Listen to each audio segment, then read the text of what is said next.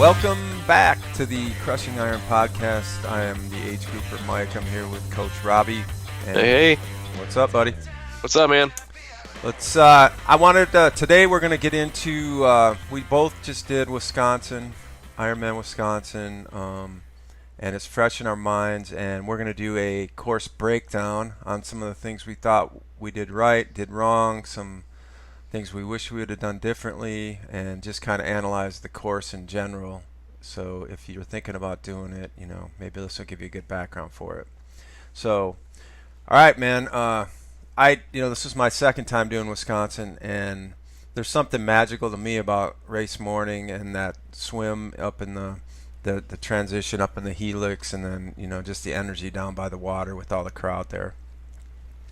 Yeah, it was. Obviously, I was there to witness your first attempt, and that's actually the first Ironman I spectated first and then did second. I've usually done it in reverse. I knew as soon as I was there race morning and feeling the energy and Wisconsin being one of the very last, maybe 2 or 3 actual mass start swims left that aren't either a time trial fashion or a wave start, rolling start rather. It was very exciting. Walking down the helix was, they tell you it's going to be a lot of people, and then you get there and you're like, shit, there's like 50,000 people here to watch the swim. Yeah. It's insane. It is by far the most spectator friendly, supported overall race. Forget Ironman, just overall race that I've ever been to. And the swim. It kind of gives me chills to think about it because I don't know about 50,000 at that part, but there's probably 15 to 20,000 there, it seems like. And I've spectated it as well and tried to navigate that crowd up through the helix and on top, even on the top deck, and it's just a massive, it's like, a big, I guess it's a hotel, convention center, and then they have a roof. It's kind of a green garden rooftop. Yeah. And there's people lined up. Like, I've been up there to watch, and they're 5 or 6 deep all the way, and it's probably, I don't want to say 100 yards, but it's probably 100 yards or close to it. Oh, easy. Wide? Yeah. So the energy at the swim is unbelievable, and my first thought always when I tell people about if they're doing that race is to get down there early because it jams up and people get backed up trying to get in the water, and even though they let you in the water 20 minutes early? I think it's 20 to 25 minutes early. Yeah, and I think we went in a good 15 minutes early, right? Yeah, we went in, I think maybe closer to 10. I think the pro women had just gone. It was a pro women only race this last year, and we went in the water right after they did, and so that was about 10 minutes. Okay. Which is still a long time. I know a lot of people who have been caught on shore when the race starts because it does bottleneck at the water down there, and it does take a little while to get everybody in. Obviously, I like getting in there. The first time I got in there right away, and this time I was pretty close to right after they started. And for me, it's good. It's floating around in your wetsuit isn't that hard, and it's a great opportunity to loosen up in the water and get acclimated to the temperature and the feeling, and kind of get some of that pre-race energy, anxiety out of your body. So that works out great for me. I mean, we went in there and I had a plan I've started both years. There's a ski ramp right in the middle of the start zone, and I've started right by that both times, and I don't even know where you started this year. Where did you end up starting? I was actually just thinking about that as you were talking. I think I started a little bit left of the ski ramp. Uh-huh. It's funny. You look at it from above. You look at it in the pre-swim, and you're like, oh, I'm going to start here. I'm going to start there. And then you get in the water, and I would say the length of people as far as the line goes, probably 300 meters. I mean, it's a long, long way from shore all the way to I think that corner Roca swim buoy where a lot of people were jammed up at, that seemed to be the straight buoy line. Yeah. And so I think I just kind of found a spot that was just not congested. and just say, you know what, I'm just going to stay here. I don't have to fight to get up to the front of the line. I can start my swim out with nobody in front of me. I can float on my back.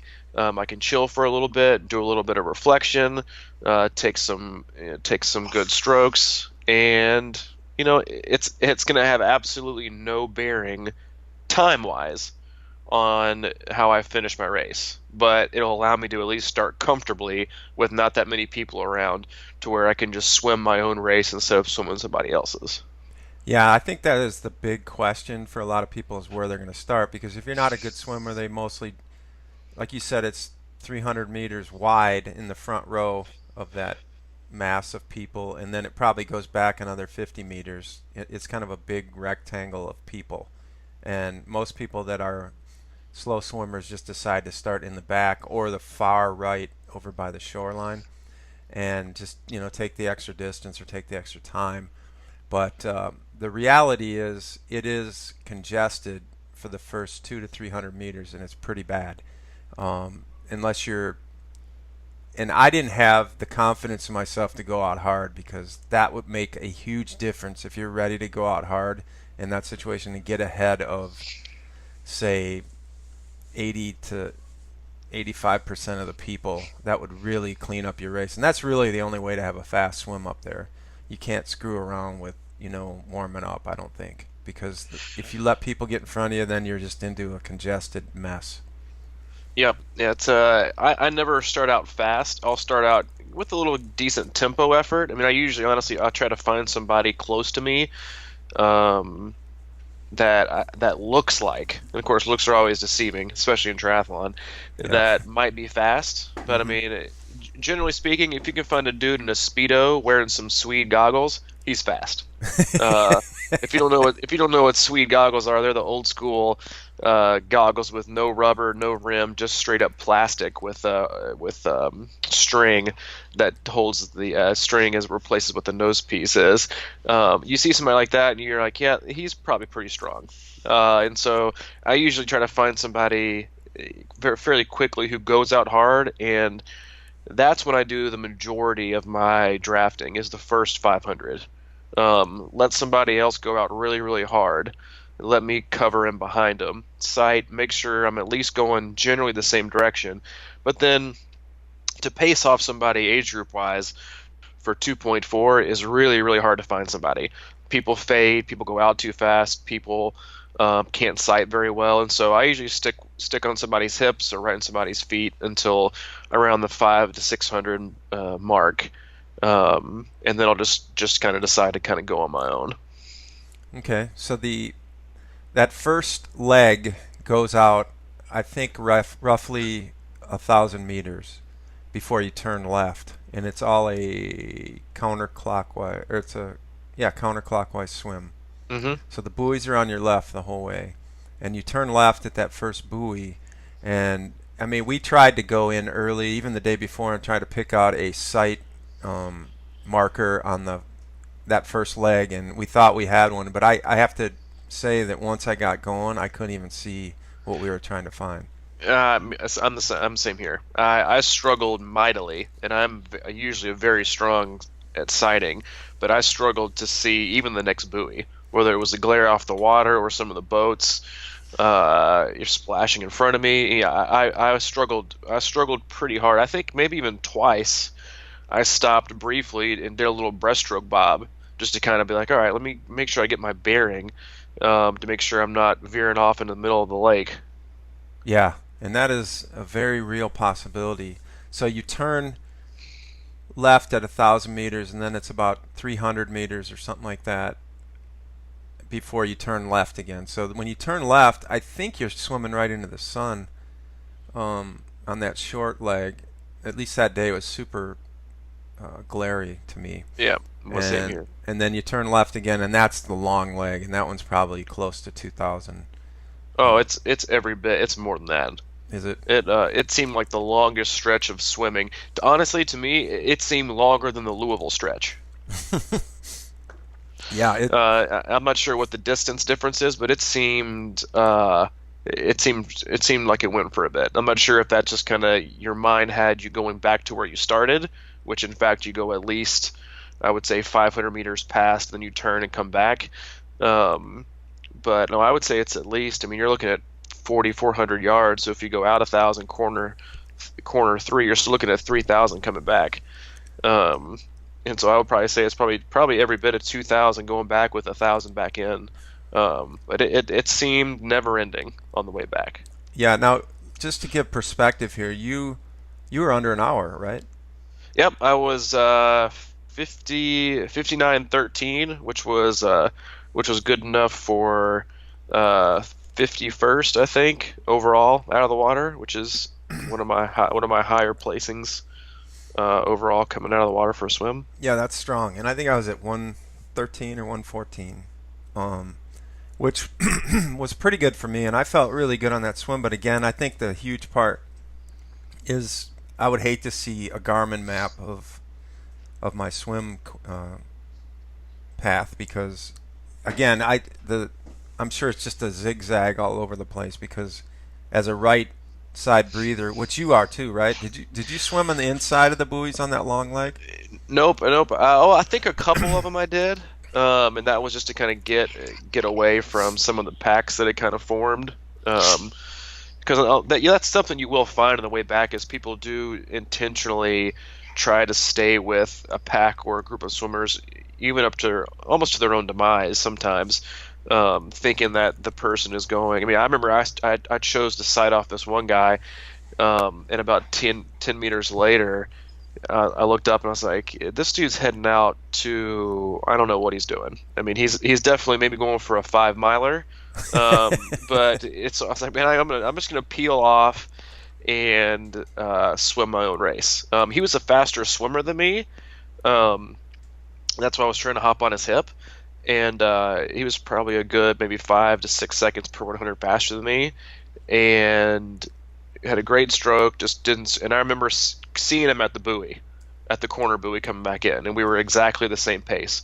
So I knew I was in good shape and I had swam well, because I knew he's much faster than me, and having not sighted off of him, I knew that he had done some extra distance, and to try to keep pace with him. And because keeping pace for 2.4 is one thing, keeping pace for 2.5 or 2.6 is another. Yeah.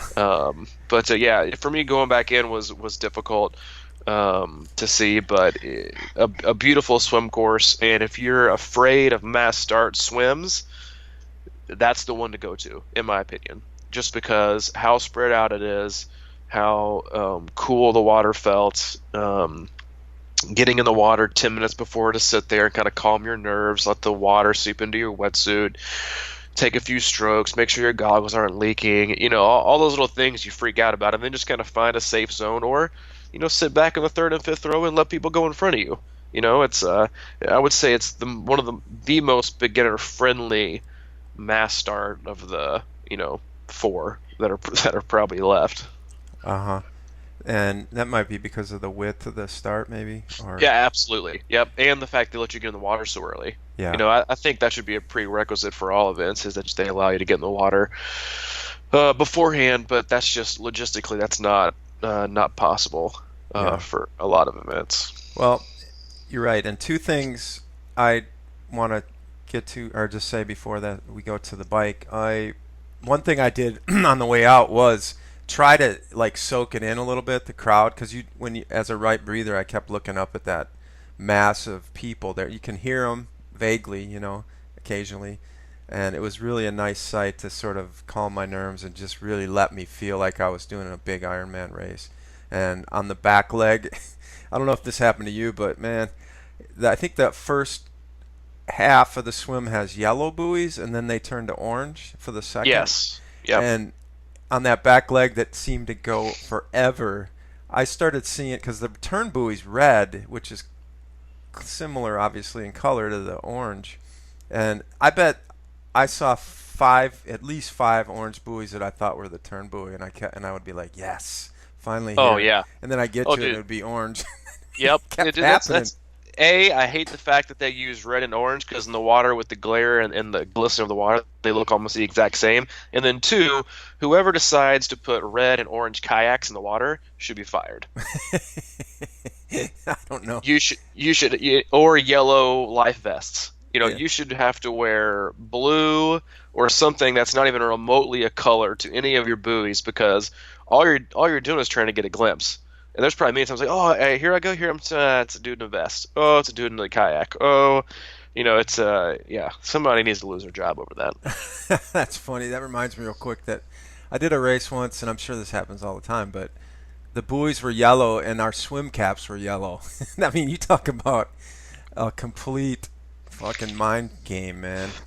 When I'm in the back looking up at about a 500 yellow swim caps, thinking they're all buoys. Anyway, so all right, so you get out of the bike, run up the helix, and we can get into that some other time. But the helix is pretty cool. Running out, and there's tons of people cheering you on. You go in and you change, you come out on the bike, and then ride out along the lake for a little while through a bike path, and then you get sort of back into the meat of the course. And we drove it the day before. What are your thoughts on the first part of the course, the stick, which is about 15 miles roughly right out to the main loop? Yeah, I'll be honest. I had heard, so many things about the Ironman course, the new massive hill that was like Everest but only shorter, and there were honestly, there were a lot of things I underestimated about the course. I underestimated the road conditions. They weren't terrible. I wouldn't say they were favorable. The wind, I think I definitely underestimated. And then it is by far the most technical course I've ever done, easily. Yeah. And I'm not Peter Sagan by any means on the bike. And having come from riding your trainer pretty much exclusively for the lead up. I'm an average bike handler, but I lost minutes on that course. Yeah. But it was relentless. It was everything people said, and which you normally don't believe. Yeah. because usually people overdo it, but it was extremely difficult. You had to think the entire time, which is probably the only saving grace, is that you're not. I feel like the time goes by a little bit faster, just because you're always thinking, you're always changing, you're sitting up, you're back in your aero bar, you're shifting from the big gear to the small gear, you're going downhill, you're going uphill, you're making a turn, you're going left. I would be interesting to find out if it has the most amount of turns per 112 of any of the other Ironman courses, because I would think it's got to. Yeah, maybe other than Woodlands this year. I mean, because I don't know I have no idea how many there were, but it does seem. Yeah, I mean that's a great explanation of it, really. I mean, there's not a whole lot more you can say except that even driving it the day before, and I've already done the race once, so I remembered it vaguely. And they changed the course this year a little bit, and for me, they took out two of the so-called big hills, but I think it felt a little tougher to me this year, and I don't know if that's real or just because I wasn't in as good a shape or what the deal was, but I just can't express how many turns you take or how many times you come out of a corner and just look down the road and see another hill coming at you. And they're not massive. They always seem bigger from a distance, but it's just incredible that it's like you kind of just start laughing after a while because, yeah. I mean, it's one of the. Well, I think you and I laughed about it the day before, but it's like, oh, you'd be going down the stretch, you'd make a right turn, you'd go 2 miles, and the hills are continuous, and you're like, we get to turn left, no hill, Yeah. and you turn left, and there's another freaking hill. I mean, it's just like there was no getting away from it, and if anything, it hurt you with the turns, because every time you got it downhill, it was technical, and you knew there was a turn coming, and you had to be. I mean, there was no bombing. There was not a single. I mean, there were some bomb descents, but they weren't that long. Yeah. I mean, there was no, like the one they took out at Louisville. There was no ascent and descent like that, where you could just take your hands off the brakes and bomb for what feels like 7 or 8 minutes. Mm-hmm. It was bomb straight down at 50 and then get ready to turn. And then as soon as you get up, guess what? You're going to take a right and then you're going to go straight uphill. Yeah. It was by far the hardest bike course I have ever done. Yeah. And then there was one spot that you pointed this out to me the day before. You're like, man, that's a really good bomb hill, but they put an aid station right at the bottom of it. So it's Yeah, like you couldn't what the even. heck, man? There was a stop sign and an aid station. I think it was actually maybe no, it wasn't special needs. I think we stopped there, Yeah. and used we were the first ones to christen that porta john. For those of you who stopped at that aid station, Yeah. The we day christened it the before. day before. We did a little quality assurance check, and yeah, I was like, why would you put that there?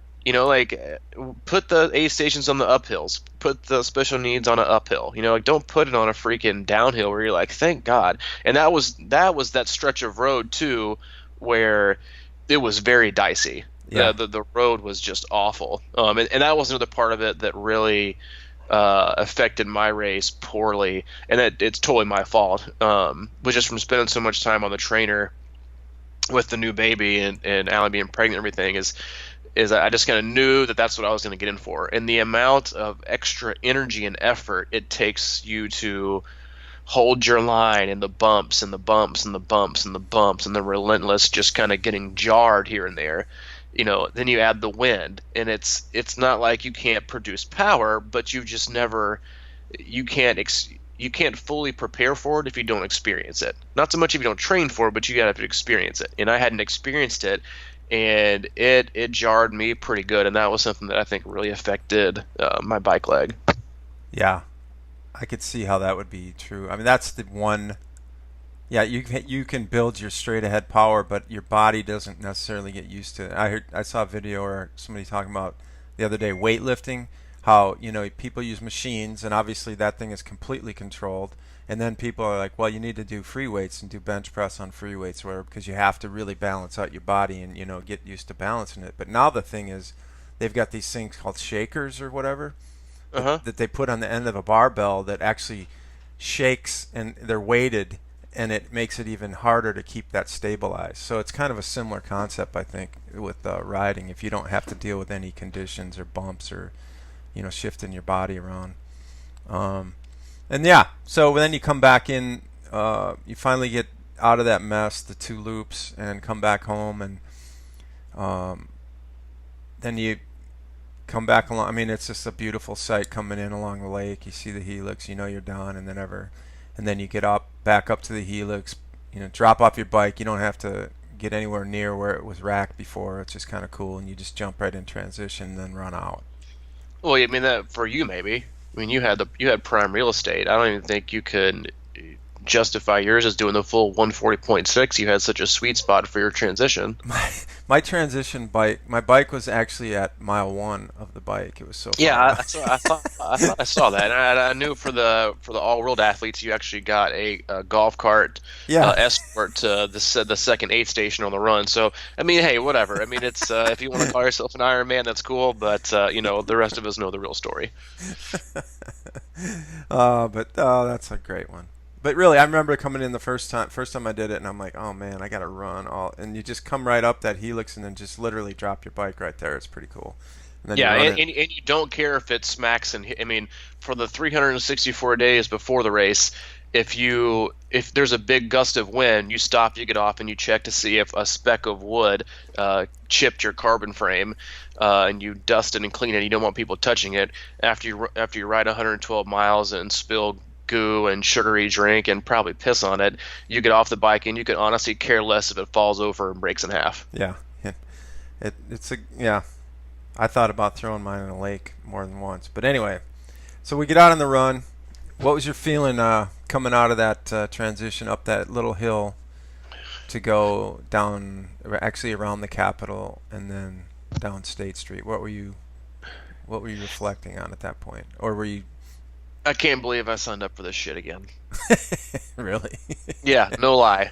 No lie. That's exactly what I was thinking. And that makes me feel a little bit better. I was reading Jan Ferdinand's interview after Kona that he won again, and he talked about that he thinks and debates about quitting almost every race. Wow. Yeah, I mean, and that's something that I do as well. You always think of an excuse, uh, but then he goes on to talk about some other things. We can probably touch on that on another podcast about the mental toughness it takes and the mental wars and battles you go through. But I remember getting off and being like, man, I had two flats on the bike. My goal's probably shot. Um, and I took off like a bat out of hell. I Yeah. felt good. But I was thinking to myself, man, I can't believe I signed up for this shit again. Yeah. Because 26 seemed like a long time. But after like a half mile, it was apparent that the crowd support and spectator support was going to be on a completely different level than any other race I'd ever been at. Mm-hmm.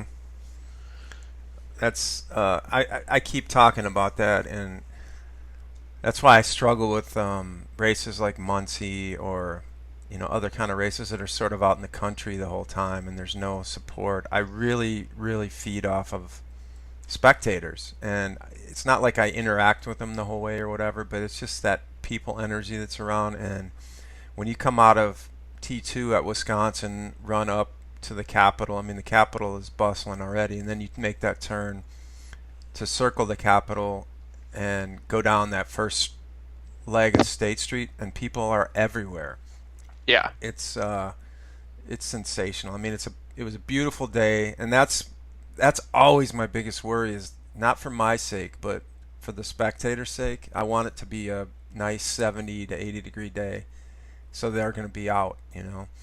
Oh, it was perfect weather. I mean, Yeah. it was.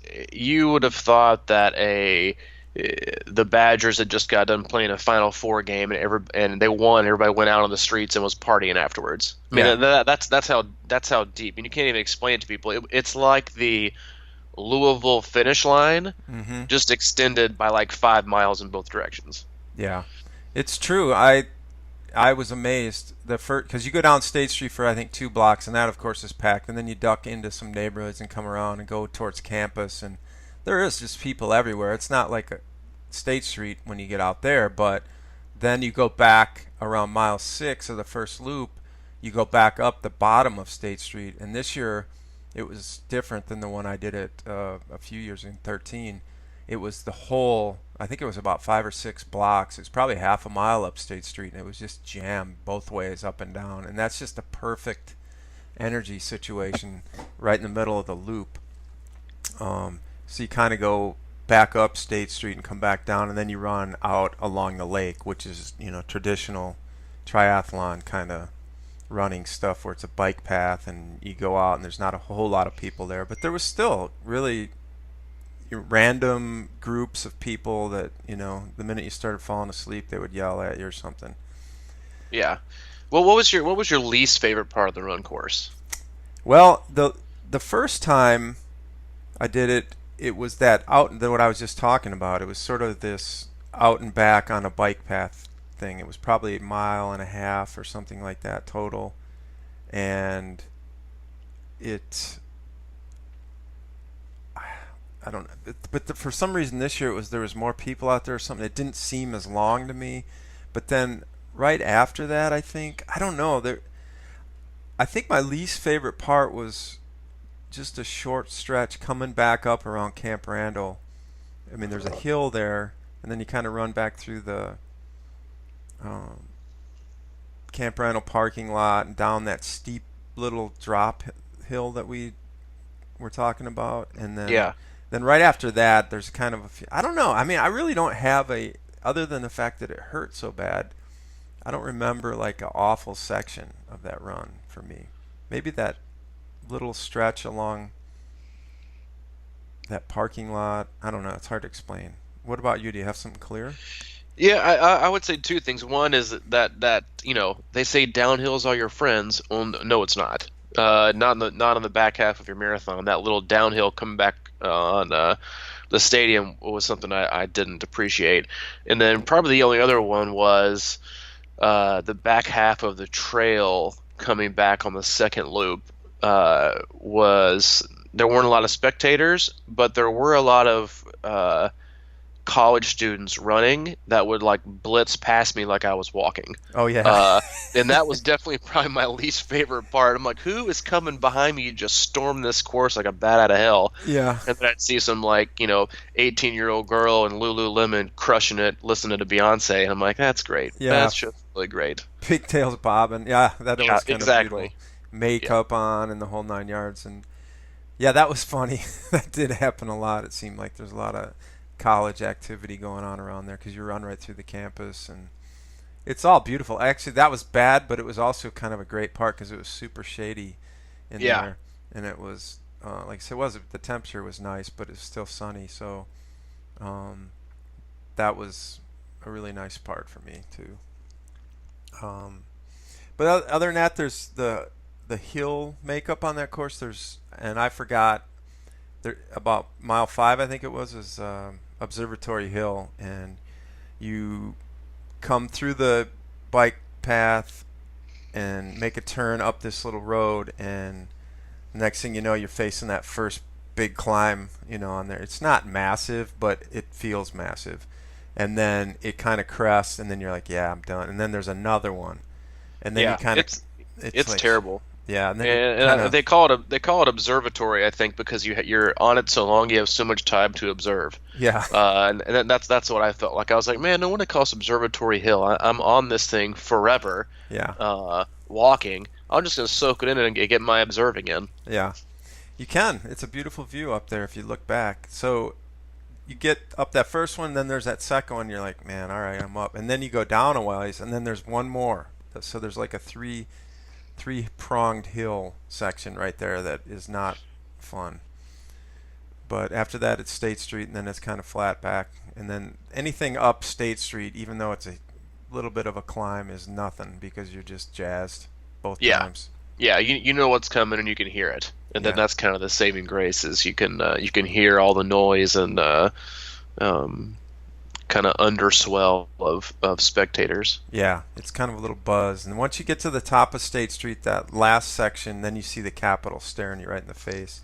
You have 1, 2.5 blocks left to kind of curl around and then go down the finishing chute. And that from the beginning of State Street to the finish line is just awesome for me. Once I hit that spot, last time I was dying. I was trying to break 12 hours, and this year I knew I had that in the bag, so I just sort of soaked it in the whole way up there, and both times were amazing. But I just loved when I came around the Capitol and then entered the finisher chute. Right when I got to the carpet, my water bottle popped out of my belt, and there's just tons of people, man. I was shocked actually because I had to stop and look, and there was just probably 12 people deep on both sides of me screaming at me, and I was alone. And I thought briefly about leaving that bottle on the carpet because I couldn't turn around. It was really hard. Yeah. And I said no, and everybody started laughing and screaming, and I kind of creaked back to about 3 steps to pick up my bottle, and I leaned down and I barely could reach it, and I picked it up, and the crowd went wild. It was the weirdest sports moment of my life. That picking up a water bottle brought tons of people to their feet. Hey, man. Yeah, it's great. That's why the sport's so awesome. It's the little things. That's kind of like a couple of years ago when I did Louisville. I was coming into the finish, and I took the turn to go to lap 3 instead of going down the finish chute. And everybody's like, "Oh no, you're done." I was like, "Oh yeah, that's right. I'm finished." Yeah, uproar.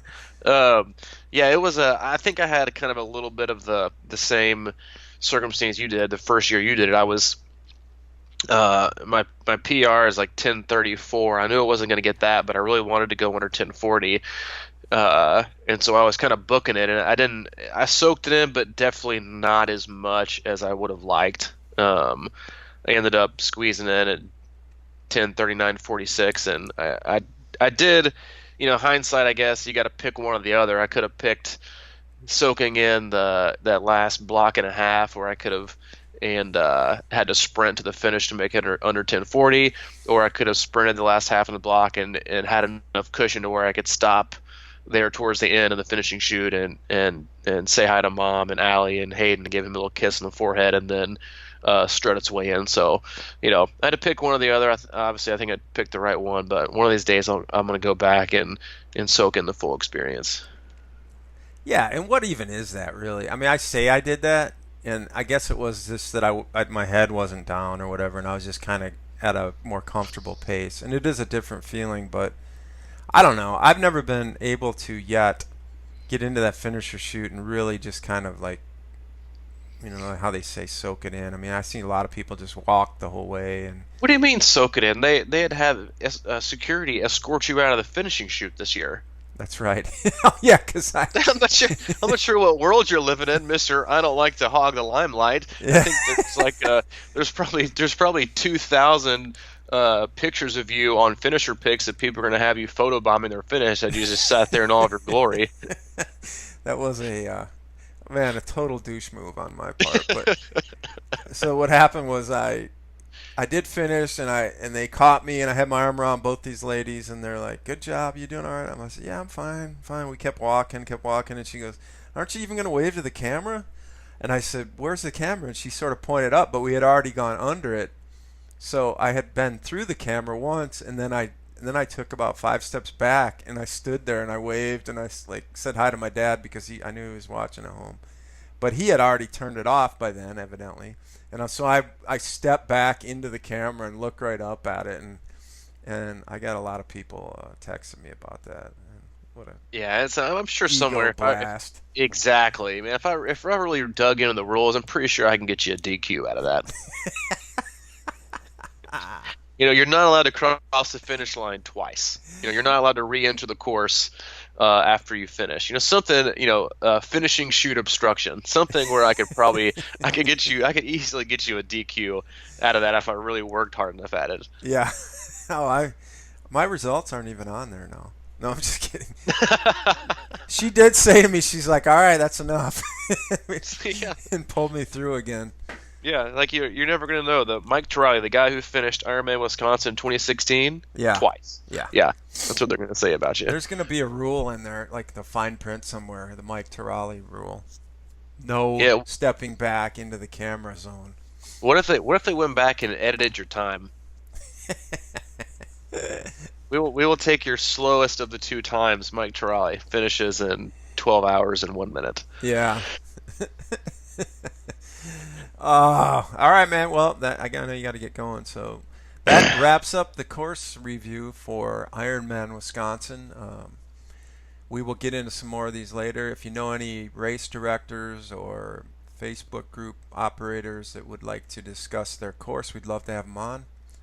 They can email us at crushingiron@gmail.com, and we will do a 3-way, 4-way, whatever it takes. Yeah.